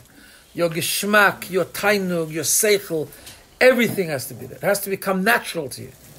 That's the ultimate bittul. Like Al Derech, the Rebbe says when you get matzah and chometz, right? The famous sichel, the Rebbe says matzah is a mitzvah, chometz is such a terrible thing. If you come to Shavuos, mitamolch, chometz is a big mitzvah. Pshat is because matzah means that you start off by saying total bittul. Ich bin garnished. I don't have anything. I strip. The Maral has a beautiful word, right? Lechem oini. In Pesach, he says, what do you mean lechem oini? We eat matzah for chayros. Why is it called lechem oini? He says, it's not anius kapshuta. It means anius beruchni. It's a good anius. Positive poverty. In other words, it's a you strip yourself of yourself completely. You get rid of yourself. It's kavaldik. I don't exist. Finished. It's only the Eibishter. And then when you've realized bittul, and you've got to start the chometz. You've got to start introducing into that bittul your seichel, your midas, because every part of you has to serve the Eibishter. It's even a deeper bittul. It's like a deeper avodah. To be completely bittul, it's like, you know what, I'll just follow whatever he told me. No, this is not good enough. I want your heart, I want your brain, I want every part of you should be part of this. It should become you. Verstehst du, Yosel? You just answered my question that I had. But I'm happy to assist. No, you said Aniya Baruchnius. My grandfather went by the last dollars. I think it was then. About the Sunday? Yes. Oh. And the Rebbe he wants to have a Shiras Baruchnius. But he thought to himself wants to have Shiras Baruchnius. Right. But the Rebbe answers him that he has that. But if the way you explained what a Shiras Baruchnius means, it's the opposite. So my grandfather was never boasting what he had. He was like always demanding more. So that's right. That's all he has. They were told him the Anias was the They were told him that he should have a. They were told him he should have. No, he says Shiras Baruchnius Hostish. That's unbelievable. Yeah. There's that story and the one about Lev Nishbar V'Nitka, which is unbelievable. Unbelievable stuff. Anyways. So that's the Nakuda. The Nakuda is that everyone wants the whole person, but the whole person mitzad bittul, not mitzad self. There's no self. No such thing as a self. The ich is treif, right? But the word is that you start off with matzah. It's total bittul, but then in that bittul you verstehen darf man. You have to understand because you have to serve the Eibishter with your brain, with your heart, every part of you. It has to become, huh? The moral? No, it's the moral says. That's why it's a good thing. It's chayros. Anius is chayros. Getting rid of yourself is the biggest freedom. You untrap yourself from yourself. Right? You completely untrap yourself from yourself. It's the best thing we can do. Very hard, but it's the best thing we can do. Sorry? Anius, exactly. But then you got to bring in the chametz afterwards. The Rebbe explains about gebroch sanchach Pesach, Pesach Sheni, Shua's whole thing. But you got to. Halacha. Al derech, the Rebbe speaks another. There's so many sichos in the same theme. The Rebbe speaks. Actually, it's Negeh. The Parsha is coming up. Beautiful idea. The Rebbe says, Yaakov Avinu went to Lavan, yeah, and he did business. What was the business? All to do with sheep, tzoyin, everything tzoyin. Colored tzoyin, spotted tzoyin, nakudim, 7 years. Tzoyin, answer my right? Everything. Zashirus came from tzoyin. Yeah? Sheep.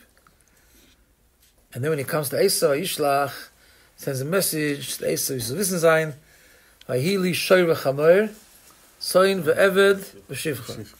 And he starts off with not tzoyin. Now, how did he have all these things? Because he sold it, obviously. He had tzoyin, so he sold the tzoyin. He didn't keep 4 million sheep. He sold some sheep for shoyr, for chaboy, for eved, for shivcha. But when it comes to Esav, he starts off with tzoyin, with the shoyr bakar. He doesn't say it's tzoyin. The Rebbe says very pashut. The Yisoid of Yid is tzoyin. Tzoyin is Kabbalah tzoyin. Tzoyin is bittul, right?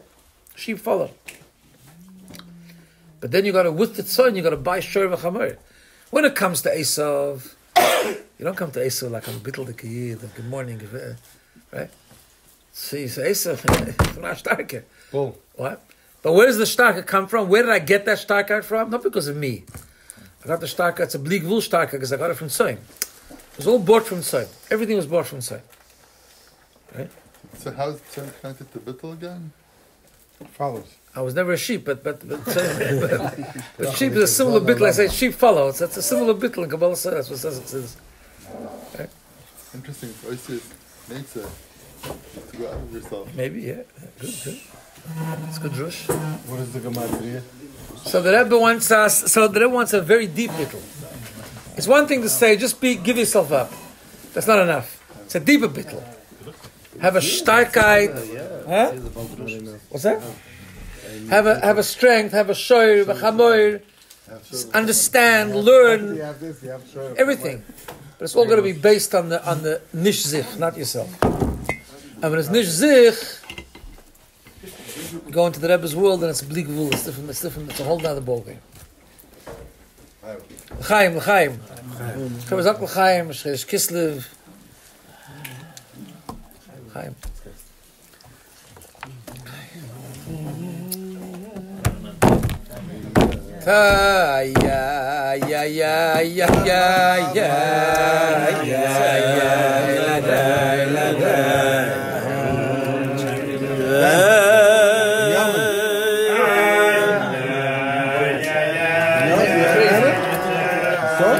Yosef is about I don't know. I met him. No, the one that introduced us. Michoel Gourarie, what's your name? Sit down. When did you get married? A few months ago.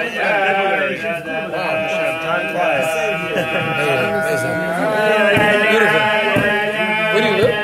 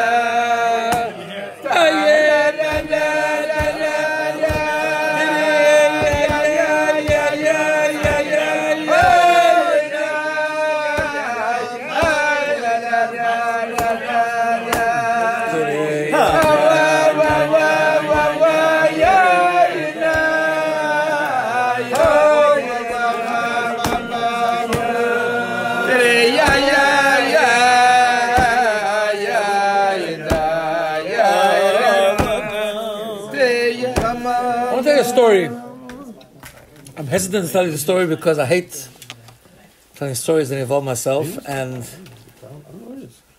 it's not whatever it's but anyway, sometimes you have moments that work. So we just had an unbelievable. You know, some of you talk to, they have always unbelievable stories. They're like Maluma Benissim. I'm not one of those people. I don't. Anyway, this was an amazing story, a fresh story. So my moised in Sydney, right? So just explain to give a bit of context. So we have a building in Sydney where it's the bottom floor and the top floor. We bought it. The bottom floor is a medical center. We bought it, belongs to us, and then top there's 2 apartments. And we own 1 apartment, which we use for shurim. Extra, we have a few shurim at the same time, whatever. Another apartment was owned by someone who sold it, and a woman moved in about 10 years ago. And as time passes, she became a bigger machashefa as time went by. And lately, particularly after October 7th, I don't know what's bothering her exactly, but she became mamash mashugah.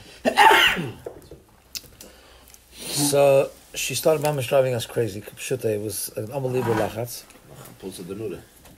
Yeah. Someone else told me, just told me a few days ago I should do that.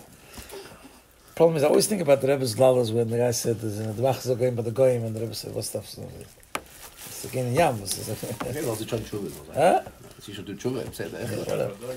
Anyway, you're not doing tshuva so fast, but anyway, it's Again, other arts. Whatever needs to says to have extra kavanah by Meshach and Roy, you know? Oh yeah, there's that. Yeah. Huh? No, because I've been having extra kavanah b'shachar. I was b'chag b'rosh gevanti.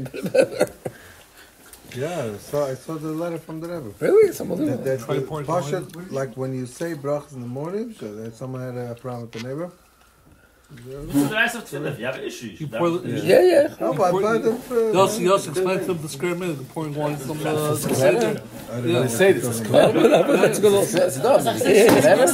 For my, to the Sheikh Pour, Hamad, Sheikh Hamascha, the Asamakas take the wine and put it in the place to pop it. Anyway, kids, listen to the story.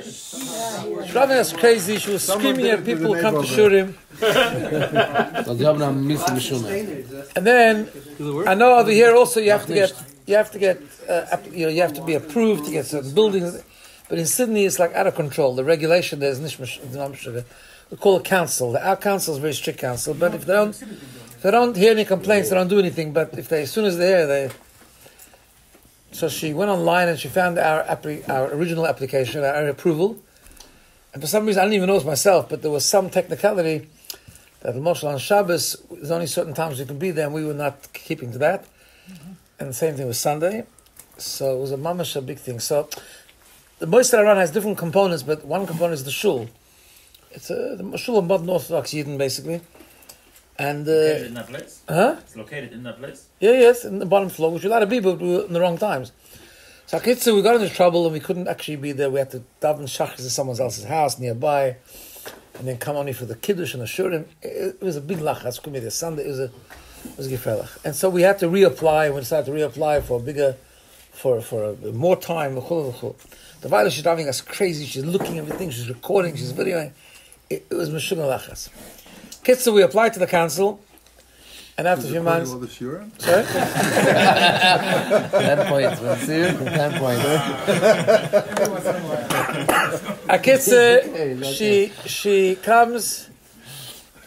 She comes, so it's going on and on.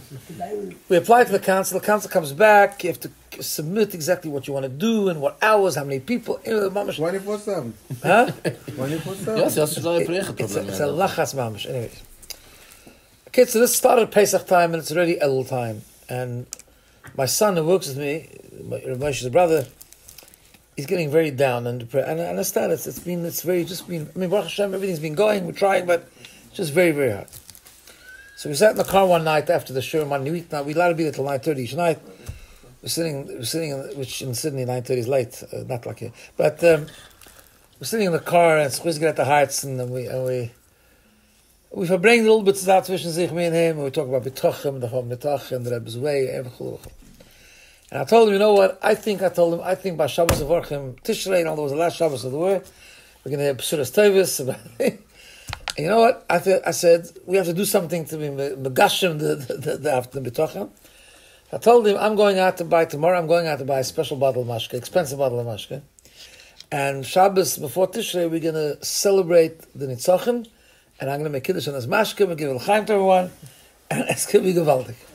Okay. Huh?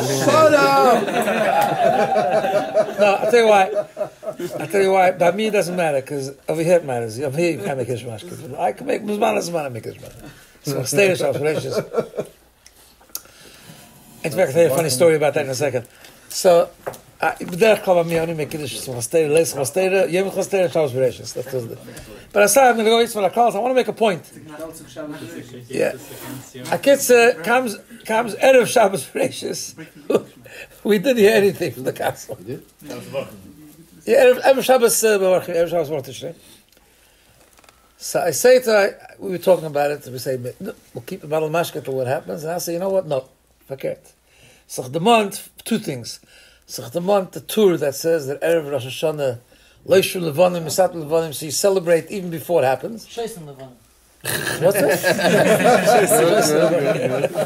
Very good. Is he one of your teachers? So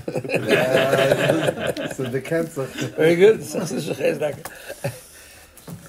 And also, the month of the Maisa of the Shachat, the Shachat girl, she's Muslim. The old Maisa, they have something to say. Once wir gesehen dort in Toronto, dann wir gesehen da, was wir dachten, sei mit das Farbrengen. We danced auf the Tisch and there was everything. So I said, you know what? We're making Kiddush Mashke tomorrow. No cancel, yes cancel. We're going to celebrate with Bitochen Gugomer, and it's going to happen. Sure. Next day, I never do that Shabbos before Tishrei. I would never do it. I knew it was staying over. So I bring out this bottle of mashke. Everyone's wondering what's going on there. Mashke. Ulich the lange drosha, as if it's up to say. And I told people this is the thing. I said, also, they were going through a hard time also. We had to daven somewhere else Shabbos. I thanked them for holding with the thing, and it's been hard for you, for me, for them. I tell them, first of all, B'chlolus is Shabbos before Tishrei. Leif Shem Levonim, so I tell them the Torah. B'chom B'tochen, it's going to be good. B'chlolus, it's going to be...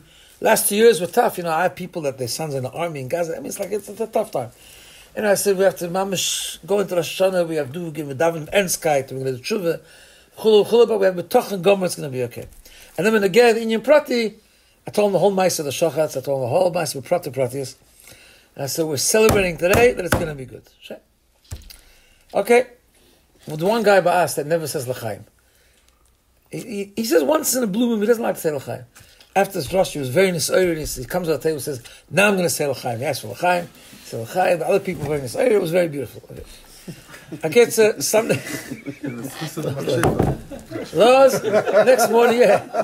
Next morning, Sunday, Rosh Hashanah was Monday night, right? Yeah. Next morning, Monday morning, Sunday morning, I write to the Rebbe fairly often. I think it's a very important thing to write to the Rebbe often. Whatever's on your mind. I always remember, I'm always playing in my head something that Rabbi Michoel said once. It was all Meister once to call the shofar. The ganze Meister was a big kinos. And Rabbi Michoel got on and he said, besorgt das, man hat nicht, wenn man es durchzureiten. Ich kann nicht verstehen, fort zu Mail und let's go durch. I get echt, so I do that. Anyway, I write to the Rebbe the whole Meister, what I did the day before. When ich bet rachamim that it should work. Because I said, it'll be a moeilijke Kiddush Hashem if this happens, right? And I asked a bracha, that's it. We did. No, but it was as man Yisraelis, we talk about, maybe there was a small window, a small moment of taka b'tochen. It's going to be okay. Okay. Day after Rosh Hashanah, there's next door to me, there's another shul. And that shul has a kitchen, and there's a woman who runs a catering business out of the shul's kitchen because she pays money to it helps the shul because she makes food for the shul. Ganz myself. She comes to my shiurim, not a from woman. She comes to me, she meets me, she says, Rabbi, you know your neighbor upstairs is delusional? So I said, yeah, I know that. I know that for a long time. The guy before to us. So she said that the night before Rosh Hashanah, she was working very hard. She's a caterer. She was working very overtime. She was working till 1 o'clock in the morning. And she was parked in nothing to do with the neighbor, nothing to do with Mike Moise, nothing to do with anything. She was parked in a parking spot that's not so, it's not half legal, because like only if there's a funeral or wedding or something, it's like for rabbis who do funerals or weddings, they can park there. But people park there all the time, doesn't matter. 1 o'clock in the morning, this Meshuggah, my neighbor upstairs, comes and opens up a window, and she screams at this caterer, no shaykhs to me, nothing. Who do you think you own the street? And I said, she comes to me, she says, you know, your neighbor's ganze Meshuggah. I said, yeah, I'm sorry, I know that. There's nothing I can do about it. And then Derech Agav says to me, by the way, I have a neighbor that's a real estate agent. And he asked me if, anyone who wants to buy that apartment, because apparently she's selling. I wasn't on the market, and it was b'chashoy. So obviously my ears bigger. And I said, yeah, really? Who's the agent? I know his name, I don't know his number, I'm not sure. I said, do me a favor, find his number and find his name. She comes to me, Erev Shabbos Shuvah, with a little scrap of piece of paper. She says, Rabbi, I asked him his number, asked him his name, this is his name, this is his number, and this is the real estate business that he works for. It's called the Rubenstein Group, the Jewish group. He's not Jewish, but okay. It's just before Shabbos Shuvah, Shabbos for Shabbos, I put it away in my desk, I'll take care of it Shabbos. Motzei Shabbos, I call up Meir Mas, so you know him. He's the guy who started my Mercy with me. He's a big supporter. And I said, "This is what happened." I said, "We need to understand what this is. Like, well, why is she doing a b'chashoy? Why she didn't tell us?" Anyway, he says, "I know this group, this real estate group. I don't know so much, but my brother is also a supporter of ours, a very big gvir. He does business with them. So maybe I'll find out." So he calls his brother. Turns out this guy's a junior guy, and he works for a group within that big business. And the head of the group is a guy called Zach Rabin, and he's the best friend with this Meir Mas's brother's son. Best friends. So they know everything really. And then found out that it's on sale. Takshu wants to sell it for quite a high price. She's got a few offers already, and I think no, we can't lose this. This is like all that I need is nocha machashefa, but she was very, very clear that you cannot sell it to us. Very clear. Okay, so they got suddenly this guy. He's not a from guy. He's doesn't even know me. His father knows me very well. He doesn't even know. He decided it was a challenge for him. We have to make this happen. So they got the lawyers involved. They spoke to that we have to make this happen. So there's a whole legal structure. I don't know if you have it here, but over there's something called the basic trust. You put up a trust, a guy that's run by someone else. We have a guy that's very close to our moisid. Also here. So we have a guy that's very close to us. We trust him, and he trusts us, and he has a very goyish sounding name.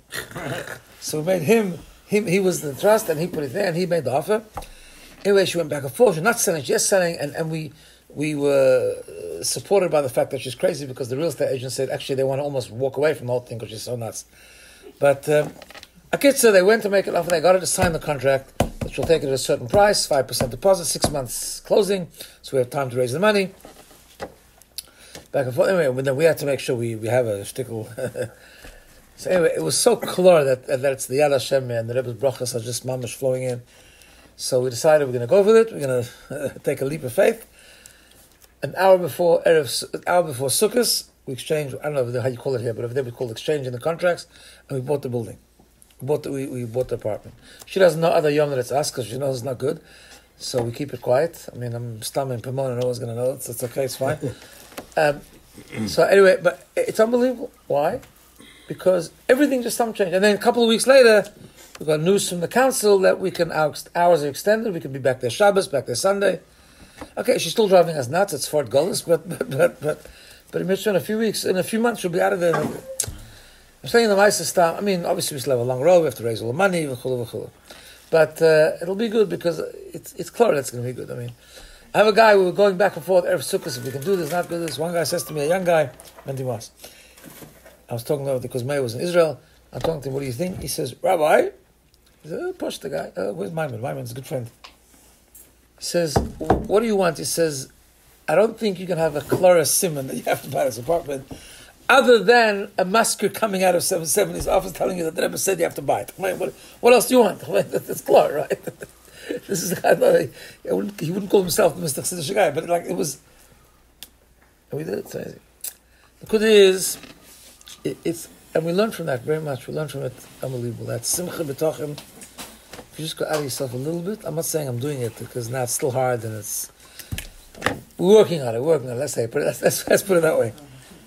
It's nayat sinovis. It's unbelievable. It's unbelievable. How's the question? 6 months. 6 months it was Soros driving us crazy. 6 months. And mitamol, then Shabbos Bereshis, I decided we have to tell the Oilam, the Maisa. One of the things I really want to do is, because it's Oilam, that's a modern Orthodox Oilam, and we have to tread carefully, not always we can push the Rebbe, we do it carefully, and we do it, but I'm saying, but let's be careful. So I was going to make Kiddush. I decided, if I bring the whole Sukkot with them and does, I decided, okay, we'll make a Kiddush Shabbos Bereshis. I'm not going to make Kiddush Amashke. Just before I'm about to make Kiddush, Benzi Apple comes to me. He says, Rabbi, Shabbos Bereshis, you're not making Kiddush Amashke? The least expected guy. I said, Benzi, you're 100% right. Took away the wine, brought the vodka. You mentioned twice. And I told them the whole Ma'aseh was Lassavat Sefer, the Rebbe's brachas and everything. And a Yid comes over to me, one of my Chavre comes Shabbos, says to me, Rabbi, I got to tell you, I got to confess. He says, you remember before Shabbos, that Shabbos for Rosh Hashanah, he made the whole thing with the mashke? He says, I thought it was very cute. It's a nice gimmick. And now I see it's mamash emes. Like it works. Anyway, it was a moment of insanity, but it worked. Right? Halavai was 11 Mazeh. That's what I'm trying to say. The Shabbos, the neighbor. Oh, you have a problem with the neighbor? Nicht, dass gefällt. No, that's bad. Anyway, I'm trying to say, that's the word. The word is, I'm just trying to say, what I'm trying to say is, what I learned from that is, I'm not saying I'm living that way, and I'm trying. But davzach shtel hecher. That's the word. Davzach shtel hecher. Very hard. My teva is I'm very nispol from Welt. I'm very nispol from everything, but I get nervous and stressed. But dav sich stellen hecher. And I ruchnis and I gashmis, everything.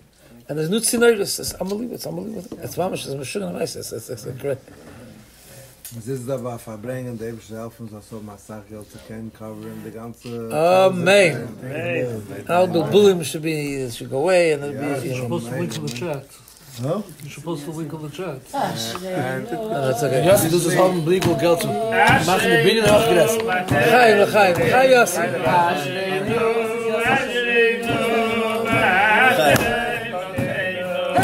Ay, Ashreinu, Ashreinu, Ashreinu. Ay, Ashreinu, Ma'atay Chocheinu, Ayom Anoyim, Shaya Levi Ben Sashimer Lo. Yafa, Rosh,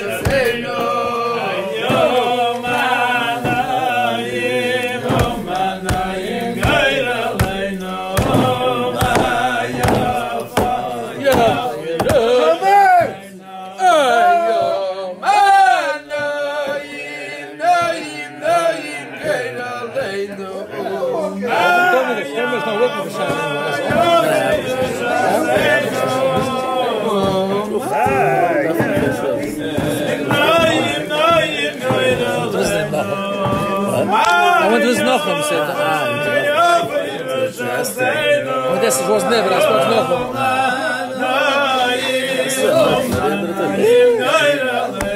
Oh, what's the first name? Rosh, I say no,